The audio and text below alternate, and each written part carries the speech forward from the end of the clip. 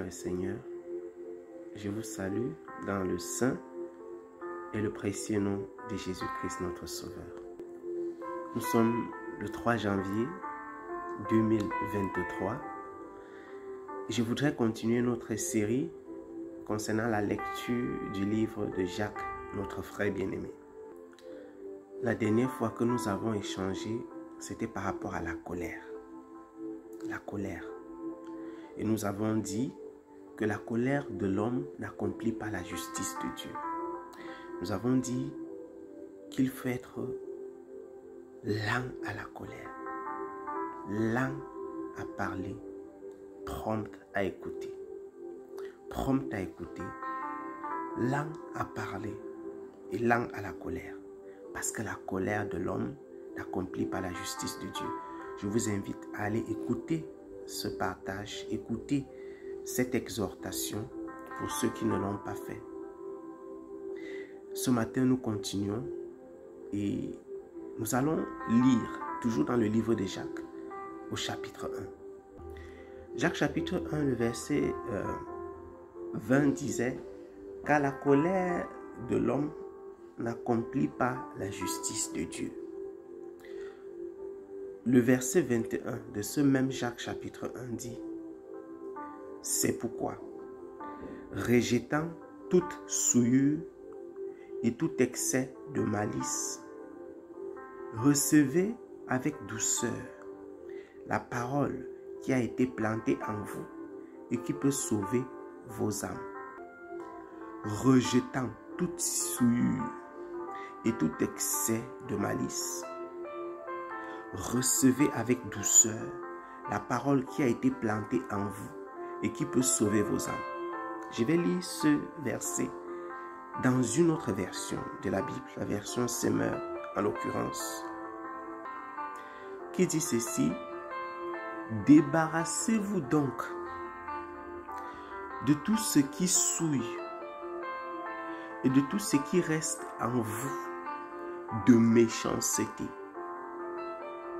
pour recevoir avec humilité la parole qui a été plantée dans votre cœur, car elle a le pouvoir de vous sauver. » C'est magnifique la parole de Dieu.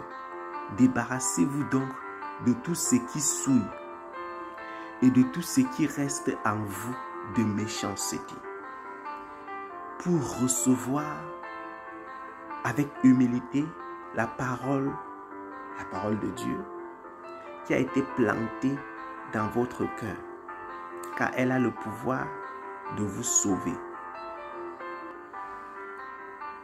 Tout à l'heure, je disais, nous sommes le 3 janvier.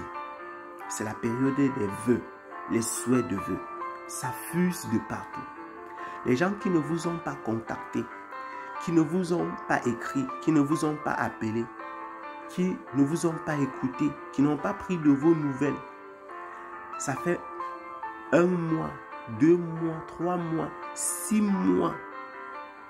Vous écrivent maintenant pour vous dire meilleurs vœux, bonne année, bonne fête, mes vœux, mes souhaits de santé, de prospérité, de succès, de richesse, etc. Les gens vous font des souhaits. Les gens sont prompts à souhaiter. Souhaiter aux autres des bonnes choses. Chacun, en ce qui le concerne personnellement, souhaiterait avoir la meilleure année possible. La meilleure année 2023. Les gens sont heureux d'avoir une bonne année. Ils seraient heureux d'avoir une bonne année. Ils sont contents d'avoir vu l'année 2023. Elle vient à peine de commencer. Et ils aimeraient que ce soit la meilleure année. Si ça dépendait que de toi qui m'écoutes, tu aimerais avoir en 2023 la meilleure année possible de ta vie. Et que 2024 soit encore une meilleure année que 2023 et ainsi de suite. Chacun aimerait avoir l'année parfaite, l'année de ses rêves. Tu souhaites avoir la santé, la paix, le bonheur, la prospérité, la joie, la richesse. Tu souhaites avoir toutes ces choses. Et comme Dieu fait très bien ce qu'il fait, il a réservé pour nous ce texte, ce verset, en tout début de cette année 2023.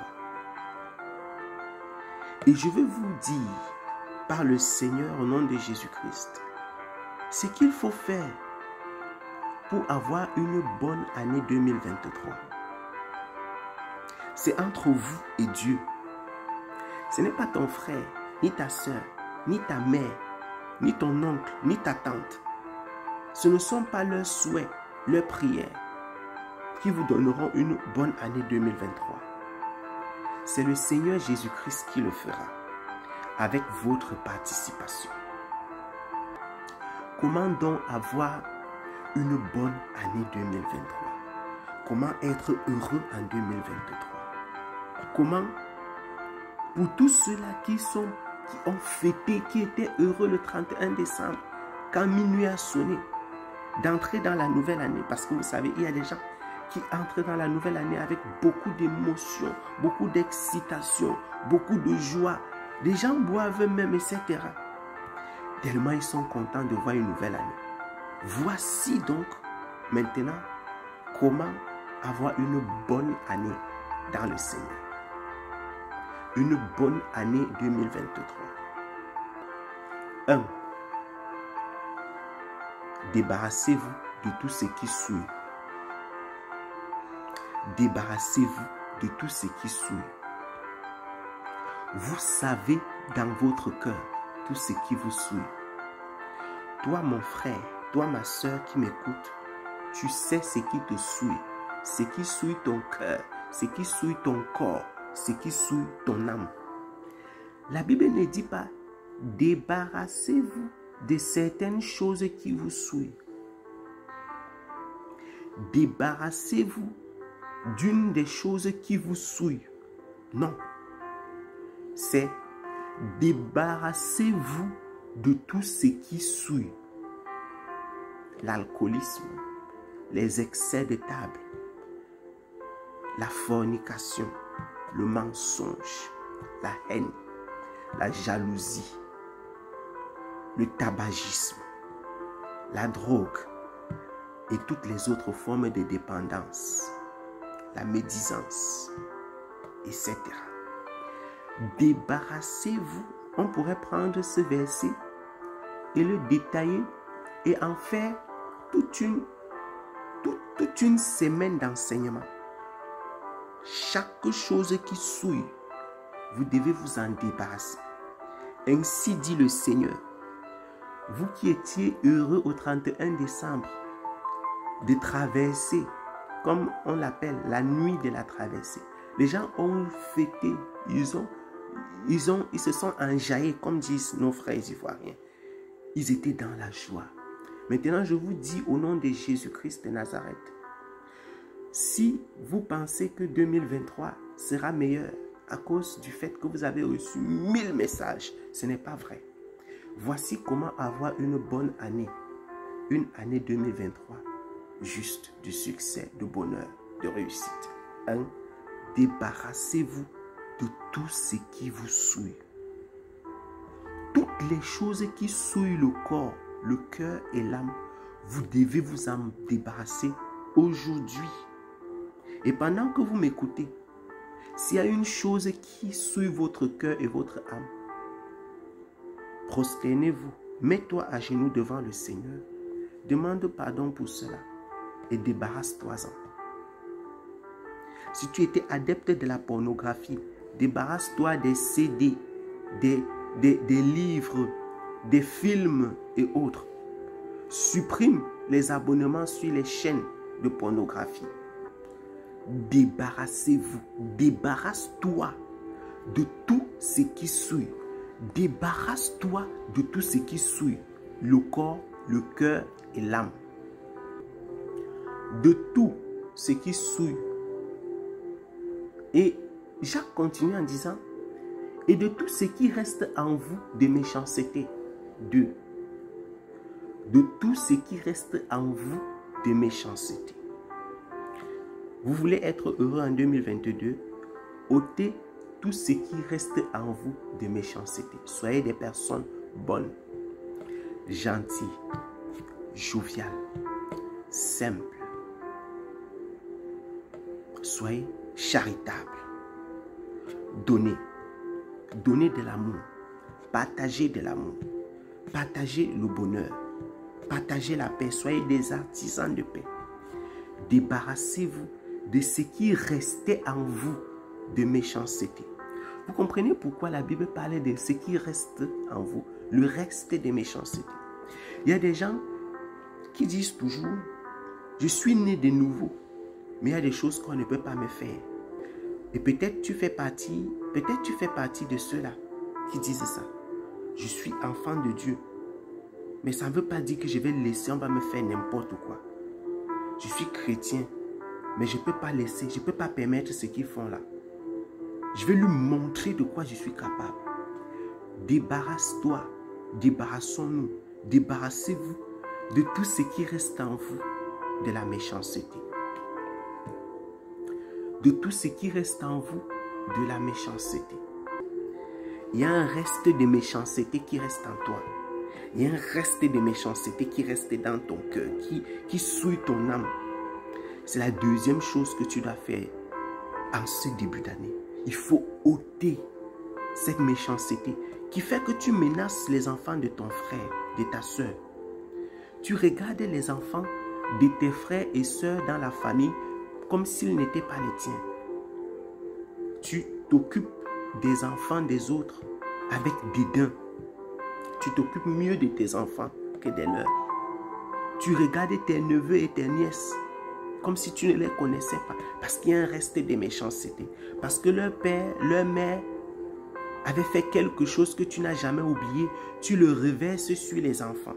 C'est le reste de méchanceté. Malgré que certains d'entre vous soient chrétiens, nés de nouveau, et qu'ils aiment le Seigneur, il y a un reste de méchanceté dans leur cœur qui les pousse à pécher contre Dieu. Débarrasse-toi du reste de méchanceté. Parce que quelqu'un t'a fait du mal en 2010, en 2008, en 2012, en 2017. Tu n'as jamais oublié. Tu dis que tu as pardonné. Mais quand tu le rencontres, tu as de la haine, tu as de la colère. Il y a une animosité qui monte dans ton cœur. Si tu entends que des mauvaises choses lui sont arrivées, ça ne te dit rien. Je vais dire, tu es même content. C'est un reste de méchanceté. Ne soyez pas heureux pour le mal qui arrive aux autres, pour la tristesse des autres. C'est un reste de méchanceté. Ne pensez pas que 2023, que vous avez été heureux de voir, vous fera des beaux cadeaux si vous conservez un reste de méchanceté dans votre vie. Débarrassez-vous, 1 et 2, nous avons dit, débarrassez-vous de tout ce qui souille et de tout ce qui reste en vous de méchanceté. Mais pourquoi? Pourquoi 1 et 2? 1 et 2 sont des conditions que Dieu fixe pour recevoir avec humilité la parole qui a été plantée dans votre cœur, car elle a le pouvoir de vous sauver. Vous vous débarrassez de la souillure. Vous vous débarrassez de la méchanceté qui restait dans votre vie pour recevoir la parole de Dieu, car elle a le pouvoir de sauver votre âme. Beaucoup se posent la question de savoir, je ne change pas, j'écoute les prédications, je dors avec les louanges et l'adoration, je dors avec les enseignements, je dors avec ceci, je fais avec telle chose. Les paroles de Dieu glissent sur mon corps. Je ne sais pas pourquoi je n'arrive pas à changer. Voici l'une des raisons pour lesquelles, ou alors 2 des raisons pour lesquelles la parole de Dieu n'a pas effet, n'a pas d'impact dans ta vie. 2 points essentiels, capitaux. Débarrasse-toi de tout ce qui souille. 1. 2. Du reste de méchanceté qui était dans ton cœur. Débarrasse-toi de ces choses. Et tu verras le changement, la transformation qui était nécessaire pour recevoir la parole. l'on ne se débarrasse pas de ces souillures parce qu'on n'a pas l'humilité du cœur qu'il faut pour recevoir cette parole. C'est pourquoi Jacques dit, pour recevoir avec humilité la parole qui a été plantée. Les gens sont comme des coques, aussi durs que du diamant. Ils refusent. La parole arrive et ça frappe sur la méchanceté. Ça frappe sur les souillures du corps, du cœur, de l'âme. La méchanceté, la jalousie, la comparaison, la convoitise, la haine, la fornication. La parole frappe sur ces choses-là. Ça ne peut pas pénétrer. Ce sont des pierres qui détruisent la qualité de la terre dans laquelle la parole devait produire un fruit. Et c'est impossible de porter le fruit dans ces circonstances. Et c'est cette parole de Dieu-là qui peut sauver ton âme. Il n'y a pas autre chose. L'objectif pour cette année grégorienne 2023, c'est de sauver ton âme, toi qui m'écoutes. Et même si tu me dis, j'étais déjà sauvé, j'étais né de nouveau. Tu es né de nouveau. Tu es né de nouveau. Tu crois à la parole de Dieu, mais tu as encore un resté de méchanceté dans ton cœur. Tu as encore des souillures dans ta vie. C'est pourquoi cette croissance spirituelle que tu cherches là, tu ne l'as pas encore. Tu sens que quelque chose te manque. Sois donc challengé pour te débarrasser de toute la méchanceté qui restait et de toutes les souillures qui restaient. Et tu verras la parole de Dieu produire des merveilles dans ta vie. C'est cela le challenge. Si vous voulez avoir une merveilleuse année, c'est un travail que vous devez accomplir avec le Saint-Esprit dans votre vie. Vous devez faire votre part. Vous devez vous battre de toutes vos forces pour sortir de l'esclavage du péché, de la méchanceté, de la haine, de la jalousie et de toutes les choses semblables. Débarrasse-toi de la souillure. Débarrasse-toi de la méchanceté. Et tu recevras la parole de Dieu qui peut sauver ton âme. Souvenez-vous, je termine par là. La parole de notre Seigneur déclare, cherche premièrement le royaume et la justice de Dieu. Et toutes les autres choses vont être données par-dessus, en plus. Pour vous qui cherchez le visa, le passeport, la sécurité, la paix, la santé, débarrasse-toi des souillures du corps, de l'âme et du cœur. Débarrasse-toi de la méchanceté. Alors la parole de Dieu rentrera dans ta vie, produira le changement sur le plan physique, spirituel, matériel, immatériel. Ce changement-là ouvrira les écluses des cieux et tu recevras la bénédiction nécessaire pour inonder ta vie de bonnes choses. Il y a une seule façon de réussir en Jésus-Christ. C'est de cette façon. Ce n'est pas dans les souhaits. Ce n'est pas dans Seigneur bénis-moi, Seigneur bénis-moi, Seigneur bénis-moi. Je possède l'année, je possède l'année. Je détruis mes ennemis. Ce n'est pas de cette façon. Voici comment avoir une année merveilleuse dans le Seigneur. Et moi, au nom de Jésus-Christ de Nazareth, je vous mets au défi, je te mets au défi, toi qui m'écoutes, de mettre en pratique la parole de Dieu et de revenir me dire, j'ai été fidèle, mais Dieu n'a pas été fidèle à sa parole. Je vous mets au défi de le faire. Vous ne pouvez pas. Ce n'est pas possible pour Dieu de ne pas être fidèle.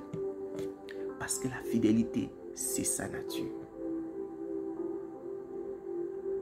J'espère que vous m'avez bien écouté. J'espère que tu m'as bien écouté. Je m'arrête là, mes bien-aimés.